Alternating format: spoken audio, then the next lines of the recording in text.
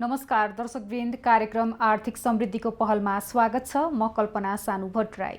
दर्शकवृन्द, अहिले corona virus COVID-19 का कारण विभिन्न क्षेत्रहरू प्रभावित हुँदै गएका छन्। यसैगरी पर्यटन क्षेत्रलाई हेर्दा अति प्रभावित क्षेत्रको सूचीमा राखिएको छ। अब पर्यटन क्षेत्रलाई कसरी पुनरुत्थान गर्न सकिन्छ, कसरी व्यवस्थित गराउन सकिन्छ, निकै नै महत्त्वपूर्ण पनि रहेको छ। आज हामी यिनै विषयमा केन्द्रित रहनेछौँ।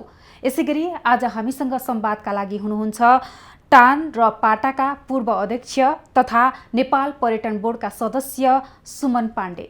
सर, यहाँलाई स्वागत छ कार्यक्रममा। धन्यवाद कल्पनाजी। म नेपाल पर्यटन बोर्डको पूर्व सदस्य हुँ, अहिले चाहिँ छैन। हजुर, अहिले हामी यो पर्यटन क्षेत्रलाई कसरी पुनरुत्थान गर्न सकिन्छ, विगतको वर्ष जस्तै गरी अब कसरी चलायमान बनाउन सकिन्छ भन्ने विषयमा आज हामी केन्द्रित रहनेछौँ। यहाँलाई के लाग्छ, अब पर्यटन क्षेत्रलाई पुनरुत्थान गर्नको लागि के कस्ता विषयवस्तुमा ध्यान दिन आवश्यक देख्नुहुन्छ यहाँले?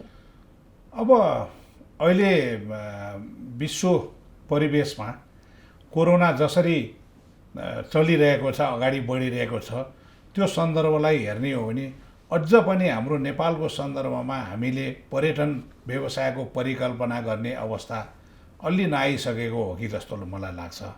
तर त्यसो भन्दैमा हामीले हरेक क्राइसिसलाई अपर्च्युनिटीमा कन्भर्ट गर्नुपर्छ भन्ने एउटा धारणा मुताबिक अब आगामी दिनमा जब अवस्था हाम्रो लागि अनुकूल हुन्छ त्यति बेला अधिकतम रूपमा पर्यटक नेपालमा भित्राउनको लागि के कस्तो तयारीहरू गर्न सकिन्छ भनेर हामीले अहिले तयारी गर्ने हो। त्यो समय हाम्रो अहिलेको समय चाहिँ हामीले त्यसको लागि व्यतीत गर्ने हो जस्तो मलाई लाग्छ।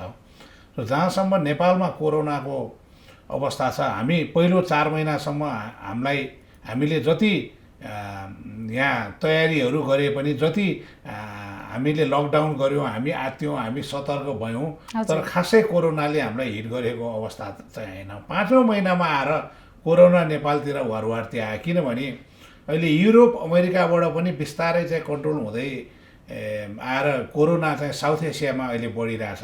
हाम्रो छिमेकी राष्ट्र भारत जोसँग हाम्रो ओपन बोर्डर छ, आज झन् 90,000को हाराहारीमा भारतमा कोरोनाको इन्फेक्सन जुन बढिरहेको हुनाले हामीले जति तयारी गरे पनि, जति सतर्क भए पनि त्यो भारतको पनि हामीलाई इम्प्याक्ट चाहिँ आइहाल्छ। अब आगामी 2-3 महिना हामीलाई अलिकति कठिन परिस्थिति चाहिँ यो जस्तो लाग्छ मलाई। तर पनि अब अहिले जुन हिसाबले हाम्रो कोरोना अगाडि बढिरहेको छ, कोरोनाको स्थिति र सङ्ख्या अब अस्ति 1500-1600सम्म पुग्यो, अब 1000को हाराहारीमा आइरहेछ।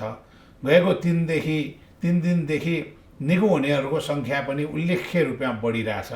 त्यसो भनेर भन्दाखेरि एभरेज रूपमा हामी 10देखि 14-15 हजारको बिचमा यहाँ कोरोना सङ्क्रमितहरू नेपालमा रहन सक्ने अवस्था देखिन्छ। हामीले हाम्रो यो डिस्टेन्सिङको चाहिँ र यो सतर्कताको हाम्रो प्र्याक्टिसलाई अझ हामीले सशक्त बनाएर लग्यौँ भने हामी अझ राम्रो परिस्थितिमा जान सक्छौँ र जीवन सरल हुन्छ। यति भन्दै पिछिल्लो विषय चाहिँ के छ भने कहिलेसम्म हामी यसरी चाहिँ लकडाउनमा बसिरहने, कहिलेसम्म हामीले कोरोनाको नाममा हाम्रो सम्पूर्ण आर्थिक अवस्थालाई यसरी नै निष्क्रिय बनाइराख्ने। त्यो चाहिँ एक त आजको दिनमा पनि बिस्तारै रिजल्टहरू आउन थालिसक्यो, यहाँ मान्छेहरूलाई खानापिनाको समस्या पर्न थालिसक्यो। अर्कोतर्फ मानसिक रूपमा पनि आज 5.5 महिना 6 महिना लकडाउनको अवस्थामा बस्दा पर्यटन भन्ने चाहिँ असाध्यै चलायमान व्यवसाय हो। मान्छेहरू 14-15 घन्टा काम गर्छन् यो व्यवसायमा। यसरी बस्दाखेरि कहिले पनि नसोचेको, अनुभव नगरेको अवस्थाबाट गुज्रँदाखेरि सबैलाई एउटा मानसिक रूपमा पनि अलिकति डिस्टर्बेन्स आएको जस्तो मलाई लाग्छ कि एङ्जाइटी भनेर भन्छ, यो पनि अवस्था छ। अब यसबाट पनि पार पाएर आगामी दिनमा चाहिँ अब हामीले हेर्दाखेरि के देखिन्छ भने अब हाम्रो पर्यटनको सिजन मार्च महिनाको जुन स्प्रिङ सिजन भन्छ, हामीले स्प्रिङ सिजन हाम्रो पर्यटनको राम्रो सिजन हो नेपालको। त्यसपछि यो अटम सिजन जुन अहिले यो सेप्टेम्बरमा भर्खर सुरु हुनुपर्ने, हामीले स्प्रिङ सिजन राम्रैसँग गुमायौँ।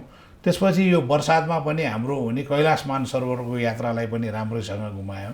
अब यो अटम सिजन पनि राम्रोसँग हामीले चाहिँ गुमाउँदैछौँ भनेर भन्दा एकातिर आर्थिक रूपमा पनि अब हाम्रो चाहिँ यो निस्सासिँदोपना चाहिँ एकदमै बढिरहेछ भने मानसिक रूपमा पनि चाहिँ एकदमै गाह्रो भइरहेछ। व्यवसाय पनि छताछुल्ल भइरहेछ। सारा मुलुकै एउटा अस्तव्यस्त अवस्थामा छ भने अब यो आगामी 2-3 महिना पार गरेर जान हामीलाई चाहिँ अलिकति कठिन समय जस्तो लाग्छ। तर म धेरै आशावादी छु। अन्तर्राष्ट्रिय परिप्रेक्ष्यमा जुन हिसाबले अहिले कोरोनालाई ह्यान्डल गर्ने त्यो सिचुएसनहरू देखिरहेछ, कोरोनाको चाहिँ तथ्याङ्कगत रूपमा भन्दा नि म डेली बिहेभियरलाई हेरिरहेको छु कि कोरोना भर्खर सुरु हुँदा 25-30% हाम्रो क्रिटिकल केसेसहरू थियो, 25-30% डेथ रेट थियो।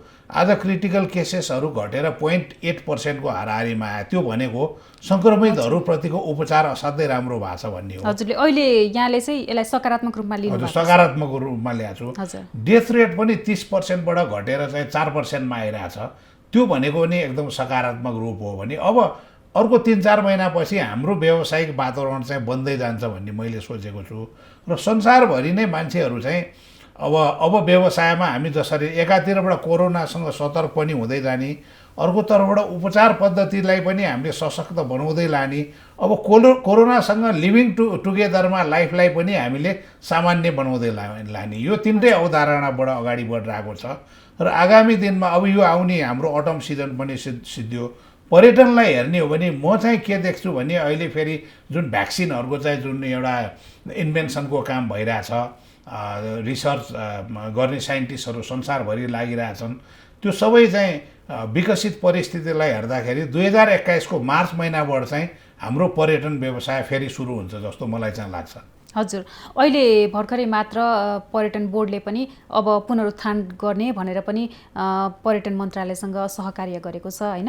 अब यसमा चाहिँ विभिन्न यहाँले भन्नुभयो व्यवसायहरू अहिले उनीहरू आर्थिक पाटोबाट पनि कमजोर बन्दै गएका छन्, 24 घण्टा पनि खटिने छन् यो पर्यटन क्षेत्रमा हेर्दा। व्यवसायीहरूको बुझाइ चाहिँ कस्तो पाउनु भएको छ यहाँले? व्यवसायीहरूको बुझाइमा के छ भने कोरोना एउटा रियालिटी हो। कोरोनालाई हामीले नकार्नै सक्दैनौँ। त्यसलाई जसरी पनि हामीले एउटा क्राइसिसको रूपमा होस्, एउटा सामान्य एउटा चाहिँ घटनाको रूपमा होस् अथवा कुनै सिरियस घटनाको रूपमा होस्, हामीले कोरोनालाई आत्मसात गर्नै पर्छ। जहाँसम्म व्यवसायीहरूको सन्दर्भमा के छ भने टुरिज्ममा विभिन्न किसिमका व्यवसायहरू छन्। ठुला व्यवसायदेखि लिएर सानो सेल्फ इन्टरप्रेनरसिपको चाहिँ एउटा चाहिँ माइक्रो इन्टरप्राइज भनेर भन्छौँ, त्यो लेभलसम्मको चाहिँ व्यवसाय पर्यटनमा छ। एकातिर एयरलाइन्सहरू जुन ठुल्ठुलो लगानीमा चल्छ, होटेलहरू 5 स्टार ठुल्ठुलो लगानीमा चल्छ, त्यहाँबाट हुँदै आएर ट्राभल ट्रेकिङ एजेन्सीहरू हुँदा सानो सानो 1-2टा रुमको होम स्टे बेड एन्ड ब्रेकफास्टदेखि लिएर एकजनाले आफैले चाहिँ आफ्नो कम्पनी चलाउने, आफै गाइड गर्ने एउटा माइक्रो इन्टरप्राइजको असाध्यै लाइभ इक्जाम्पल पनि हाम्रो पर्यटनमा देख्न पाइन्छ। र यसको सकारात्मक पक्ष के हो भने व्यवसाय गर्न युजुअली लगानी धेरै गर्नुपर्छ, तर पर्यटनको यस्तो ट्राभल ट्रेकिङ राफ्टिङ जस्ता टुरका र यो होमस्टे बिएनबीका सेक्टरहरूबाट सीमित लगानीमा तथा लगानी नै बिना पनि मान्छेले आफ्नो इन्टरप्रेन्योरल प्र्याक्टिस गर्न सक्छ र बिस्तारै आफू विकसित हुँदै गएर भोलि मुलुककै ठुलो व्यवसायीको रूपमा आफूलाई स्थापित गर्न सक्छ। यो चाहिँ मलाई एउटा इन्टरप्राइजको सेक्टरबाट पनि असाध्यै राम्रो चाहिँ पक्ष हो जस्तो लाग्छ भने राज्यको लागि पनि एउटा आम नागरिक, एउटा गरिबको छोरा पनि भोलि यो देशको सुदृढ नागरिक हुन सक्ने एउटा अवस्था हो र राज्यको लागि पनि यो गौरवको कुरा हो जस्तो लाग्छ। अब यसो भन्दै कोरोनाले अहिले पारेको अवस्था चाहिँ के हो भने सानो सानो व्यवसायीहरूलाई र ठुलो व्यवसायहरूमा स्पेसली यो ब्याङ्कको चाहिँ लोनबाट चाहिँ आश्रित हुन्छ र त्यो ब्याङ्कको लोनमा अहिले सरकारले गरेको पनि रहेछ भने ब्याङ्क लोन रिसेड्युलिङ गर्ने र उनीहरूलाई वर्किङ क्यापिटलको लागि चाहिँ अब चाहिँ नयाँ लोन जारी गर्ने, त्यो दुईटा कुरा चाहिँ सशक्त रूपमा अगाडि बढाएर कमसेकम अर्को 7-8 महिना आउने मार्च अप्रिल महिनासम्म चाहिँ अब यो अहिले भएको इन्डस्ट्रीहरूलाई रिटेन गर्न गभर्मेन्ट र नेपालको ब्याङ्किङ सेक्टरले हेल्प गर्नुपर्छ र ब्याङ्किङ सेक्टरलाई सपोर्ट गर्नको लागि गभर्मेन्टले कहाँबाट एक्स्ट्रा फन्डिङ गर्ने हो त्यतातिर हेर्नुपर्छ। एकातिर त्यो छ भने अब अर्को मिडियम र माइक्रो इन्टरप्राइजहरूलाई चाहिँ अब उनीहरूको चाहिँ फेरि चाहिँ अलिकति फरक के छ भने एउटा अफिसको लिएको घर भाडा अथवा आफ्नो होटेल लज चलाइरहेको सानो घर भाडा, त्यो पनि चाहिँ अब अवस्था चाहिँ अलिकति सिरियस छ उहाँहरूलाई। अब यो 1 महिना होइन 2 महिना हो, त्यसलाई म्यानेज गर्ने नि गाह्रो छ बिजनेसलाई एउटा चाहिँ रिटेन गर्नको लागि। त्यसो कारण माइक्रो इन्टरप्रेनरहरूलाई पनि अब गभर्मेन्टले यसरी फेरि धेरै माइक्रो इन्टरप्रेनरहरूको ब्याङ्कसँग क्वालिफाई हुने अवस्था नहुन सक्छ लोन लिनको लागि। त्यसकारण कसरी हुन्छ उहाँहरूलाई एउटा चाहिँ उनै नहुने के यो ग्यारेन्टी नै नचाहिने कोल्याटरल नचाहिने एउटा लोन हुन्छ कि अथवा माइक्रो फाइनेन्सिङको जस्तो एउटा ग्रुप ग्यारेन्टीमा चाहिँ दिन सक्ने लोन हुन्छ कि त्यस्तो लोन प्रभावित गरेर एकातिरबाट उहाँहरूले आफ्नो बिजनेसलाई रिटेन गर्ने अर्कोतिरबाट भइरहेको कुरालाई चलाउनलाई अलिकति वर्किङ क्यापिटल दिन सक्ने अवस्था हो भने त्यसले पनि अब यो सानो व्यवसायीहरूलाई फाइदा गर्छ र घर भाडाको चाहिँ घर मालिकहरूलाई जसले घर भाडामा दिएका छन् र व्यवसायीहरू स्थापित छ आम जनताका लागि पनि राज्यले चाहिँ एउटा चाहिँ नेसनल क्राइसिसको रूपमा आह्वान गर्नुपर्छ। तपाईँहरू आफ्नो आफ्नो घर भाडा यो असुल उपर गर्ने सन्दर्भमा लिबरल भइदिनु पर्यो, व्यवसायीहरूप्रति अलिकति चाहिँ जायजतापूर्वक हेरिदिनु पर्यो। सकिन्छ भने फ्री गर्ने, नसकिन्छ भने कति हुन्छ दुई पक्षको चाहिँ एउटा आपसी एउटा कन्सल्टेसनमा एउटा रियलिस्टिक पोइन्टमा आउनुपर्छ भने राज्यले पनि यसमा चाहिँ आह्वान गर्नुपर्छ मेरो विचारमा र समाजले पनि यो आह्वान गर्छ भने अब अर्को पक्ष भने मजदुरहरूको छ। हामीसँग चाहिँ डाइरेक्टली इन्डाइरेक्टली पर्यटन क्षेत्रमा आश्रित मजदुरहरू 10-11 लाख छन् भन्ने छ भने उहाँहरूलाई कसरी गर्ने? पर्यटनका मजदुरहरूको एक हिसाबले क्यास फ्लो अरू बेला पर्यटन चलेको अवस्थामा चाहिँ उहाँहरूलाई पर्याप्त नै हुन्छ जस्तो लाग्छ। त्यसकारण त्यो कुरालाई मध्यनजर गरेर पनि बिना धितोका ऋणहरू एउटा उहाँहरूलाई पनि महिनावारी रूपमा कति हुन्छ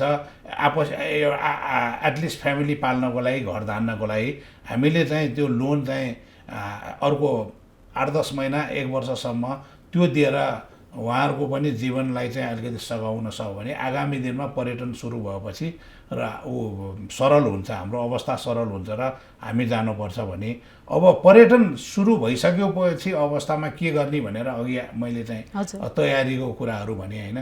त्यति बेला हामी एक त हाम्रो म्याक्सिमम हामी मार्केटिङमा जानु पर्यो। पर्यटनको लागि लालायत हामी मात्रै हेर्नु, संसारभरि हरेक मुलुक हुन्छन् किनभने इकोनोमी सबै ठाउँमा श्रिङ्क भइरहेछ र त्यो सबैले पर्यटकहरूलाई आकर्षित गर्ने चाहिँ अवस्था हुन्छ। त्यति बेला कम्पिटिसन पनि धेरै हुन्छ। अन्य मुलुकभन्दा हामी कम्पिटिसनमा कसरी अगाडि पर्ने, हामीले अरूले भन्दा कसरी पर्यटकहरूलाई नेपालमा आकर्षित गर्ने होइन।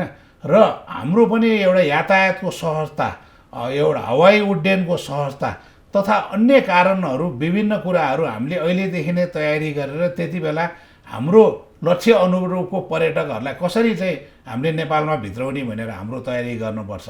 मार्केटिङमा विशेष गरी चाहिँ दुई किसिमको मार्केटिङ हुन्छ, एउटा B2B अर्को B2C भनेर।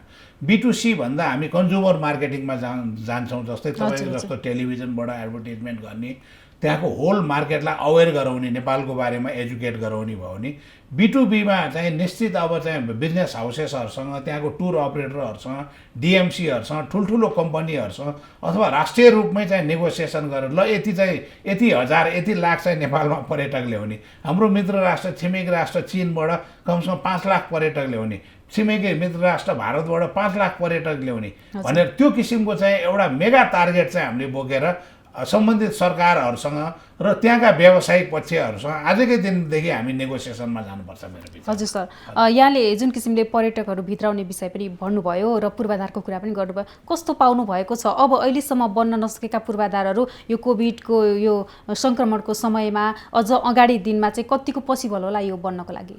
होइन, अब पूर्वाधार भनेर भन्दा पूर्वाधार भन्ने कुरा एकदम भेग कुरा हो होइन। हजुर, अब पूर्वाधारमा सडक, बाटो घाटो, टेलिफोन, विशेष गरी पर्यटकीय पूर्वाधार एयरपोर्टहरूसम्म आउँछ र पर्यटकीय पूर्वाधारहरू भन्दाखेरि बेसिक रूपमा चाहिँ म केलाई लिन्छु भने होटेल एकोमोडेसन होइन, अनि चाहिँ तपाईँको हिँड्ने बाटो घाटो र एयरपोर्टहरू, यी कुराहरू पर्यटकीय पूर्वाधारहरू।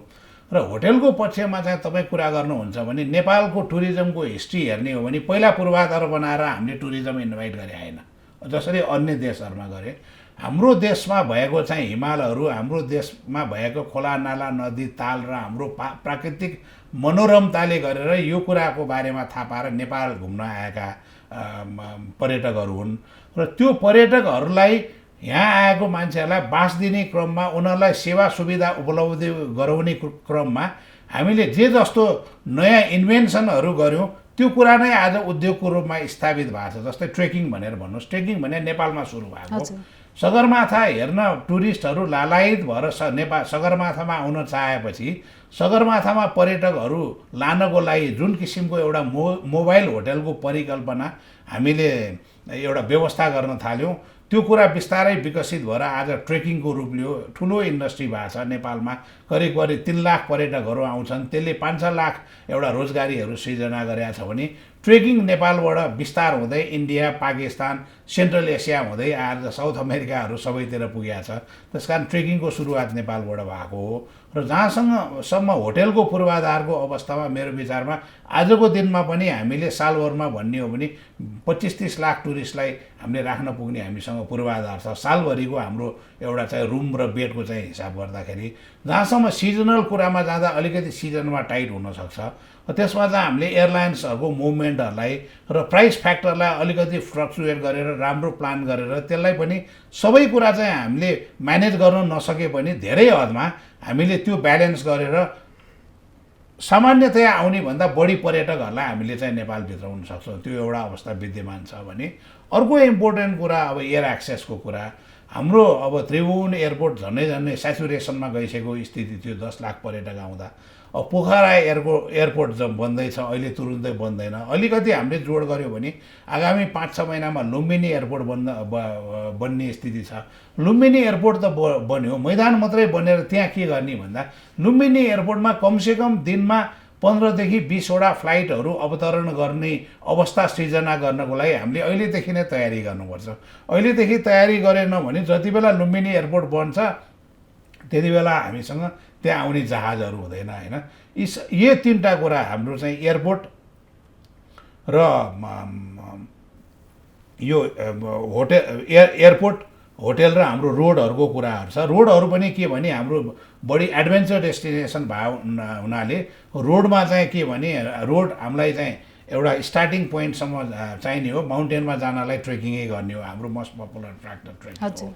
त्यस कारण आजको दिनमा अलिकति हामीले हेर्न पर्ने भने एउटा एयरपोर्ट, अर्को इन्टरनल ट्रान्सपोर्टेसनको लागि रोड, एउटा ट्रेक हेडसम्म जानको लागि। त्यसै कारण मैले पूर्वाधार चाहिँ खासै ठुलो समस्या जस्तो लाग्दैन। समस्या भनेको हाम्रो मार्केटिङ नै हो कि मार्केटिङमा हामी सशक्त हुनुपर्छ। हजुर पाटाको पूर्व अध्यक्ष पनि हुनुहुन्छ होइन, के गर्दैछ अहिले पाटाले यो पर्यटन क्षेत्रको लागि? होइन, अब पाटा भने तपाईँको चाहिँ एउटा संसारको सबैभन्दा ठुलो पर्यटनसँग सम्बन्धित संस्था हो र 1965मा स्थापित भएदेखि यसले विशेष गरी आफ्ना सदस्यहरूलाई आफू बिचमा चाहिँ एउटा व्यावसायिक सिप अथवा एउटा वातावरणको अभिवृद्धि गर्न हेल्प गरिरहेछ। पाटा मेनली 5वटा फिलोसफीमा चल्छ। पाटा बिल्ड्स यो ब्रान्ड, पाटा बिल्ड्स यो बिजनेस, पाटा बिल्ड्स यो पिपुल, पाटा बिल्ड्स यो इन्साइट्स, पाटा बिल्ड्स यो इन्साइट्स, पाटा बिल्ड्स यो पिपुल भनेर यसरी 5वटा चाहिँ उसमा यो अवधारणा अनुसार चाहिँ पाटा चलिरहेको छ भने त्यही सन्दर्भमा एकातिरबाट व्यापार प्रवर्धन गर्ने, अर्कोतिरबाट विभिन्न टुरिज्मको ब्रान्डहरू क्रिएट गर्ने र एउटा ह्युमन रिसोर्सको लागि चाहिँ ट्रेनिङहरू प्रोभाइड गर्ने र चाहिँ एउटा तथ्याङ्कहरू संसारभरि पर्यटनसँग सम्बन्धित तथ्याङ्कहरू उपलब्ध गराएर सदस्यहरूलाई हेल्प गर्ने यो काम गर्छ भने आजको दिनमा पनि पाटाले यो कुरा गरिरहेछ। नेपालको सन्दर्भमा पाटाले लामो समयदेखि धेरै सहयोग गरिरहेछ। पोखराको टुरिज्म डेभलपमेन्टको मास्टर प्लान बनाउन पनि पाटाले हेल्प गरेको थियो र पाटासँग मिलेर हामीले धेरै राष्ट्रिय अन्तर्राष्ट्रिय यहाँ कार्यक्रमहरू गऱ्यौँ, पर्यटन प्रवर्धन सम्बन्धी कार्यक्रमहरू गऱ्यौँ। 2015मा नेपालमा भूकम्प आउँदा हाम्रो चाहिँ यो क्राइसिस म्यानेजमेन्ट र रिकभरी, त्यति बेला म चेयरम्यान थिएँ, क्राइसिस म्यानेजमेन्ट र रिकभरीको काम पनि पाटाले नै हामीलाई निःशुल्क रूपमा सहयोग गरेर गरेको। त्यति बेला हामीले एउटा अवधारणा के अघि सारेका थियौँ भने 2015को अप्रिलमा जति बेला भूकम्प गयो र हाम्रो टुरिज्म ठ्याक्कै डाउनटर्नमा गयो, घट्न थाल्यो। 2015को डिसेम्बरभित्रमा हाम्रो टुरिज्म चाहिँ घट्ने क्रमलाई रोक्ने, स्थिर बनाउने र 2016मा चाहिँ हामीले बढोत्तरी गर्न सुरु गर्ने, ग्रोथ सुरु गर्ने र 2017मा हामीले 2014को नम्बर पुग्ने भन्दा हामीले ठ्याक्क त्यो टार्गेट पनि एचिभ गऱ्यौँ। 2017मा आउँदा र त्यसपछि नै अन्य कार्यक्रमहरू चाहिँ गर्न पाटाले मद्दत गरिरहेछ। अहिले पनि अब यो पाटाले नेपालको लागि मात्रै होइन अन्य आफ्नो सदस्य राष्ट्रहरूलाई पनि अब यो क्राइसिसपछि अब यो कोभिड पछिको टुरिज्म रिकभरीको लागि मास्टर प्लान बनाउनुहुन्छ कि मार्केटिङको प्लानहरू बनाउनुहुन्छ कि अथवा रिसर्च गरेर फ्याक्ट्स एन्ड फिगर्सहरू पत्ता लगाउने कुरामा पाटाले चाहिँ हेल्प गरिरहेछ, त्यसरी काम गरिरहेछ। नेपालमा पनि त्यही चलिरहेछ। हजुर, अहिले जस्तो यो डोमेस्टिक टुरिज्मलाई पनि बढाउने भन्ने विषय पनि चलिरहेको छ। डोमेस्टिक टुरिज्मलाई चाहिँ अब कसरी के कुरामा चाहिँ आकर्षण गर्न सकिन्छ र यसको सम्भावना पनि कतिको रहेको छ त? डोमेस्टिक टुरिज्मको सन्दर्भमा भन्ने हो भने आजको परिप्रेक्ष्यमा यो एकदमै तेज रफ्तारमा चाहिँ एउटा गतिशील भएर गइरहेछ, एकदमै पपुलर भइरहेछ न्यू जेनेरेसनमा। ट्राभल कल्चरहरू एकदमै बढिरहेछ।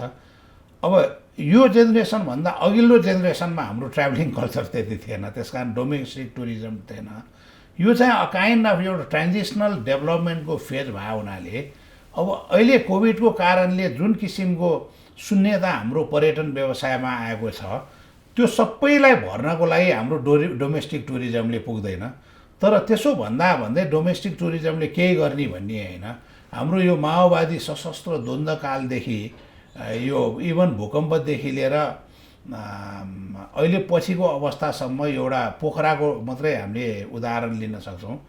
विभिन्न चरणमा पोखरामा इन्फ्रास्ट्रक्चर यसरी चाहिँ डेभलप भयो कि त्यहाँ हाम्रो रेगुलर टुरिज्मको ग्रोथले पोखराको इन्फ्रास्ट्रक्चरलाई धान्न सक्ने अवस्था भएन। त्यही बेला विभिन्न फ्याक्टरहरूले हाम्रो टुरिज्म तलतिर झर्न थाल्यो भन्दा पोखरामा एउटा क्राइसिस आएर पोखराको व्यवसायी साथीहरूले दुईवटा काम गर्नुभयो। एउटा काठमाडौँ विराटनगरदेखि लिएर नेपालगञ्जदेखि लिएर हाम्रो विभिन्न सहरहरूमा डोमेस्टिक टुरिज्मको उहाँले भयङ्कर प्रवर्धन गर्नुभयो, एउटा पार्ट त्यो भयो।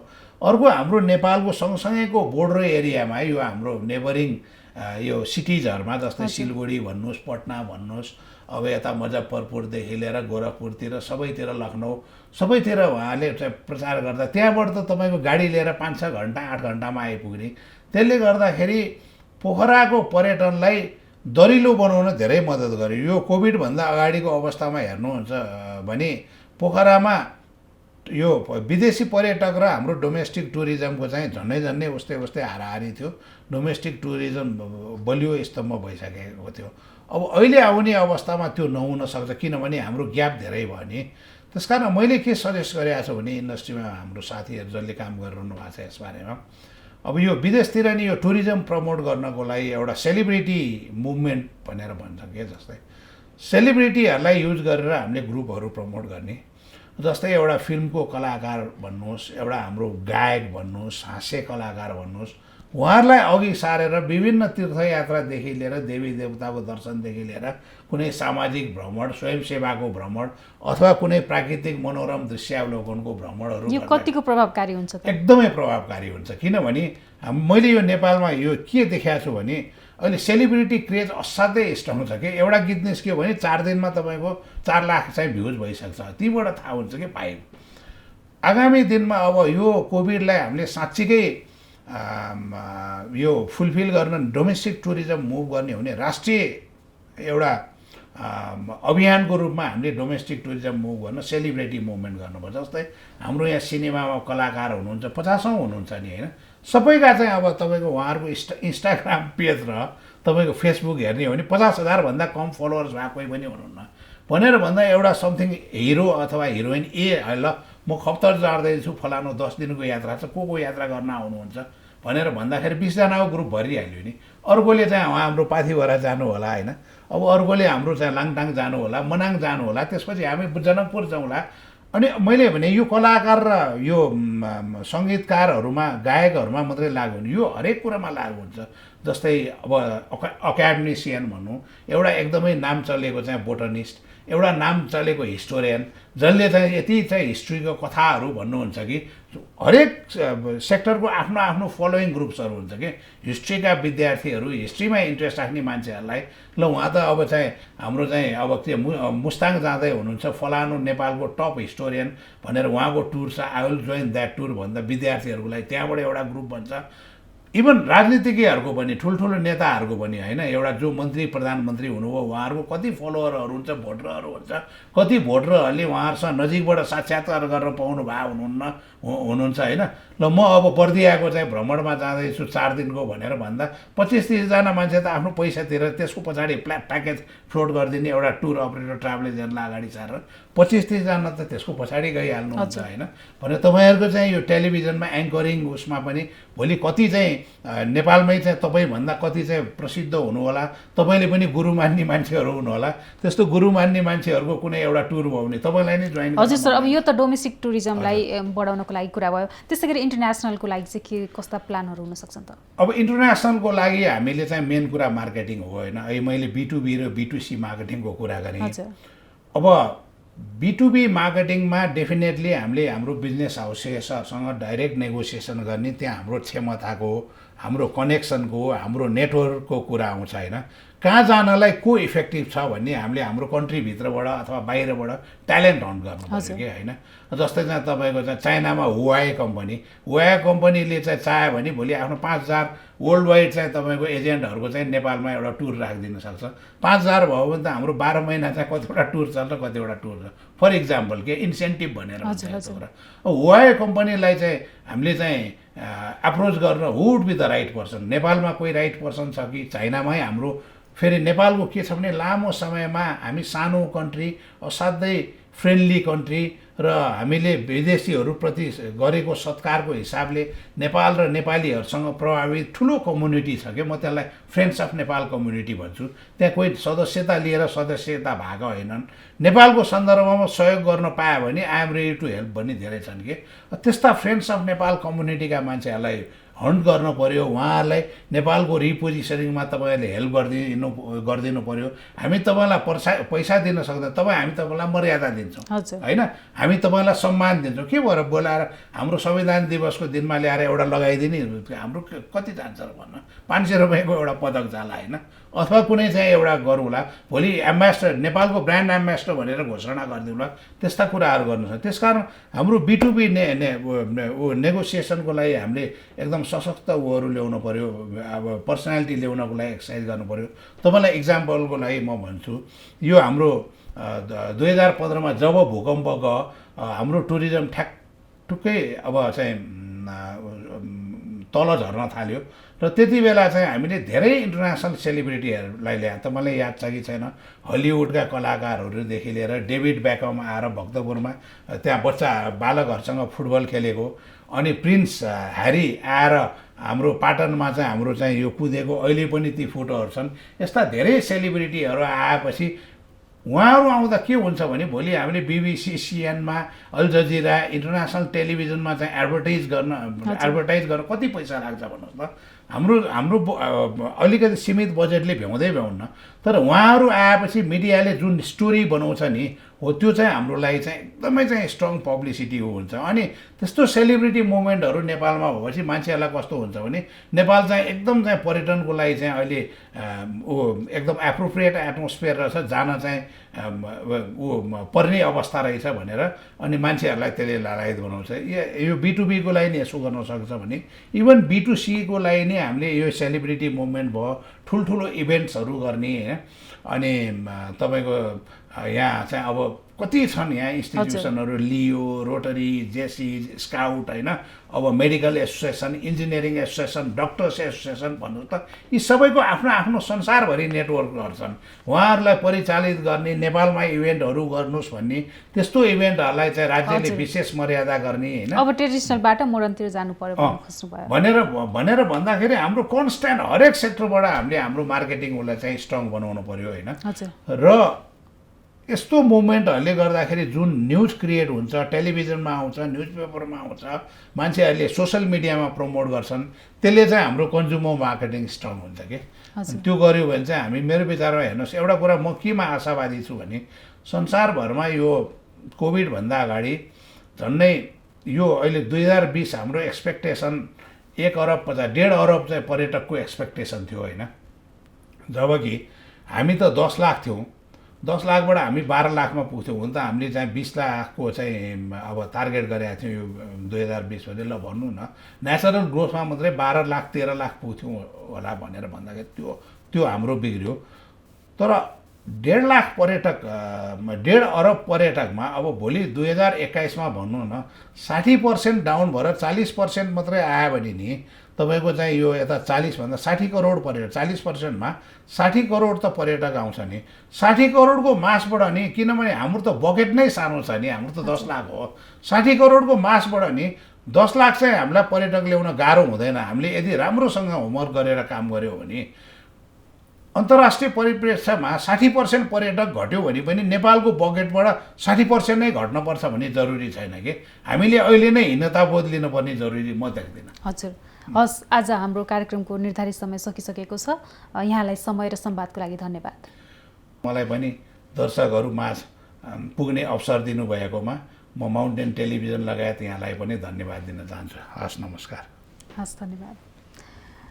दर्शकवृन्द, हामी आर्थिक समृद्धिको पहलमा रहेका छौँ। हामीले अर्थतन्त्रका विभिन्न क्षेत्रको अवस्थाबारे निरन्तर रूपमा तपाईहरूलाई जानकारी पनि दिँदै आएका छौँ। दर्शकवृन्द, आज हामीले पर्यटन क्षेत्रको पुनरुत्थान कसरी गर्न सकिन्छ, अब पहिलेकै विगतका वर्षमा जस्तै कोभिड-19 भन्दा अगाडि पर्यटन क्षेत्रको अवस्था कस्तो रहेको थियो, अब त्यसलाई त्यही गतिमा ल्याउन के कस्ता अभ्यासहरू गर्न सकिन्छ भनेर हामीले टान र पाटाका पूर्व अध्यक्ष तथा नेपाल पर्यटन बोर्डका पूर्व सदस्य सुमन पाण्डेसँग संवाद गरेका छौँ।